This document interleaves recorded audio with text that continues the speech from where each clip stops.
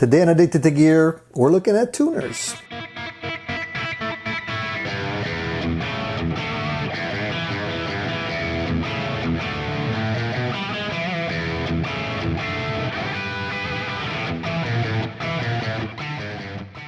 Welcome back, folks. If you've been following my channel, you probably realize that we're in the middle of a Telecaster build project that I wanted to share with you. And we've started the build already thanks to some great parts that we got from Guitar Anatomy, including this neck. So we've been working on this neck diligently in the past few videos. We've basically taken this guitar neck to the next level.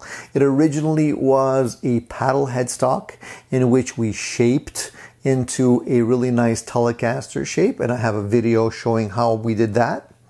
We also took the time to do a complete fret level on this neck, and we have a video on that. And the next step was finishing the neck in a beautiful oil and wax finish, which I love so much. I can't stop touching it. It's so smooth. And we have a video on how we did that as well. So today brings us to the next step in the process, and that is installing the tuners. Now, this is not a very challenging part of the build, but I believe there's a few things that I can share with you in terms of how to do it properly, and today we're going to be looking at that. So without further ado, let's jump over to my messy workbench and get started on that. Today I'm going to show you how I go about installing the tuners for a guitar, and we're going to be using tuners that have a locking mechanism, not because I prefer it, just because this is what I have lying around, so we're going to be using these. They're perfectly fine, but you know, standard tuners would work just as well. One of the most important things to remember when you're installing tuners is that you want to make sure they're installed tightly, snugly, so they don't shift around on you, which could cause tuning instabilities. I also recommend that you use tuners that are the same diameter and fit into the holes that are cut into your neck. Sometimes the hole sizes will vary depending on who makes the guitar, where it comes from, and you can save yourself a lot of headache if you just buy the right hole cutouts that match your tuners. Otherwise, you'll have to ream the holes out, which becomes time consuming and messy. Now, I'm fortunate to have a set of tuners here that fit the holes perfectly. So the way I usually like to go about this is I usually just take off the retaining bolt. There's usually a retaining bolt or a sleeve like this, or a washer. Take that out, install the tuners into the guitar, and I like to do one at a time so that they don't just fall off. And at this point, just take the tuner and just put the washer back on. Make sure it's on the right side. There is a right and wrong way to install this washer. You'll notice if you take the back side of the washer, it's not made the same way. It doesn't have bevels like this one has, so you want to make sure you put those the right way.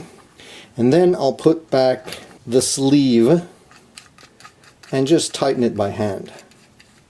And I'll do that for all 6 tuners.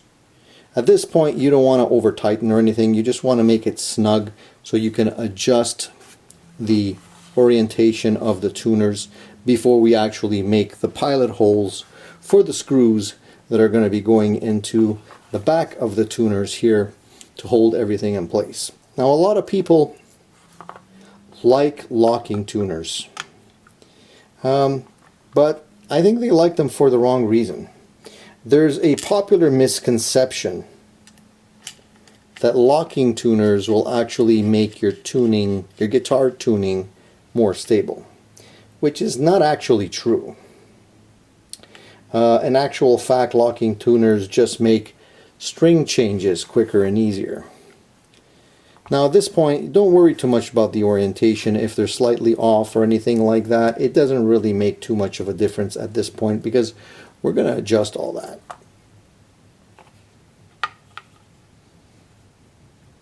Now, yeah, I've used both locking tuners in the past, locking tuners and regular like vintage style tuners, and to be honest with you, they both work equally well, as long as you remember and properly wind your strings. There's a right and wrong way to do it, and if you wind your strings properly, you shouldn't have any issues.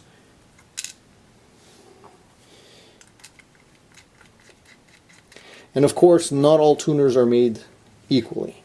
There are tuners that are more expensive, better quality, use better materials, and are they worth it? I think they are. In my opinion, you know, get the best tuners you can afford, unless you have, you know, stuff lying around like I do here, and you don't want to, you know, end up just keeping it in a box somewhere. You want to actually get some use out of it. If they're good enough and will do the job, there's no reason why you can't use those tuners and then eventually upgrade.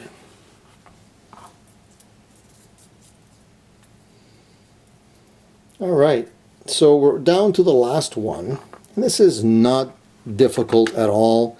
I would say, you know, the difficulty level of doing this is pretty basic. You know, if you're handy, you have a couple of basic tools, it's not going to be difficult.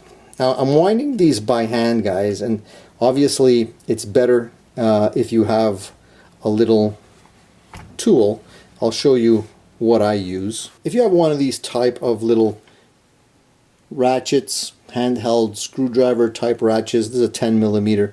These are great because the shaft of the shaft of the tuner actually has a place to go in there. It's deeper, so you can actually put it on the tuner and just snug it in place, and it will accommodate space for the actual shaft, so you don't, you know, it's not awkward. It actually works very well.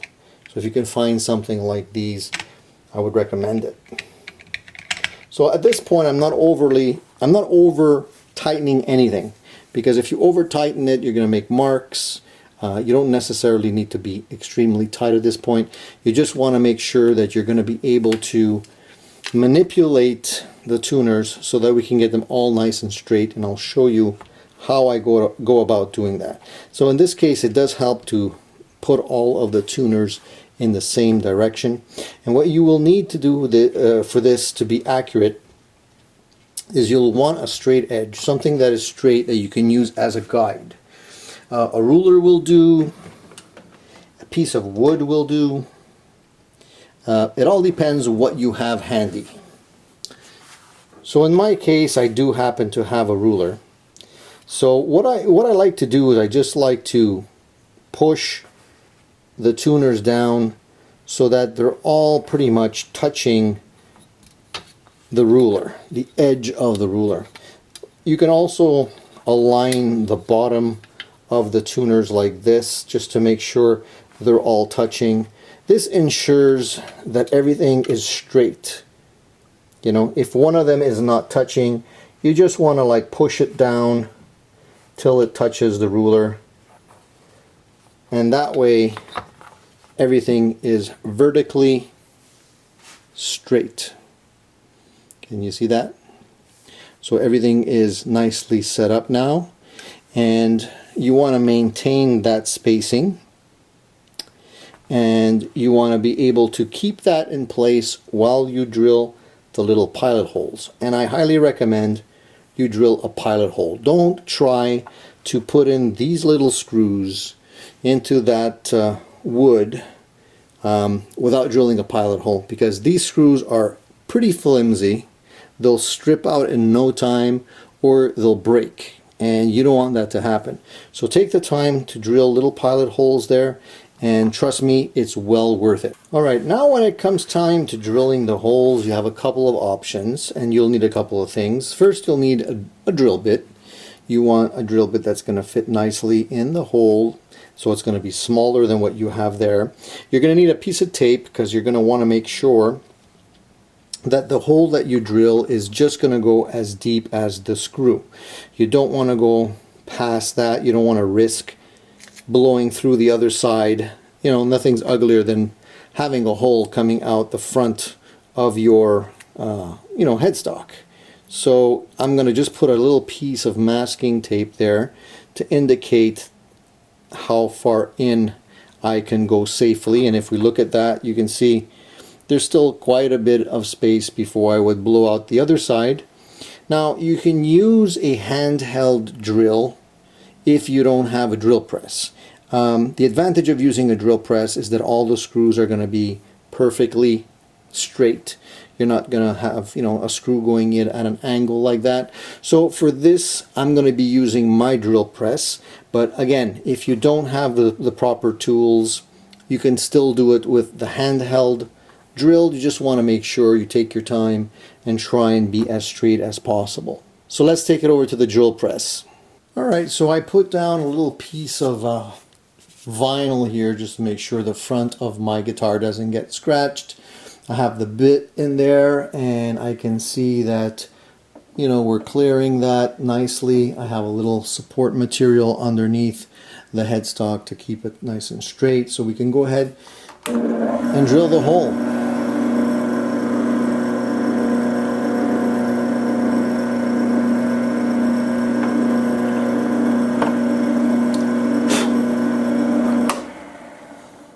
Basically, we're going to repeat the process for all of the holes.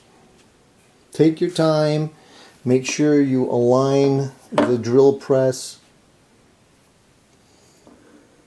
properly before you actually drill.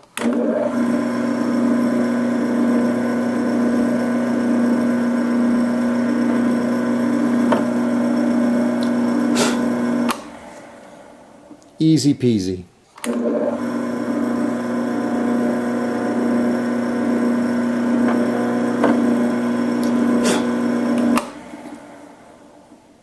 So once the holes are all drilled properly, we're up to the next and final step, which is just basically to put in the screws, which would seem rather simple. I can't tell you how many times I've seen people strip out these screws because they're using the wrong bit.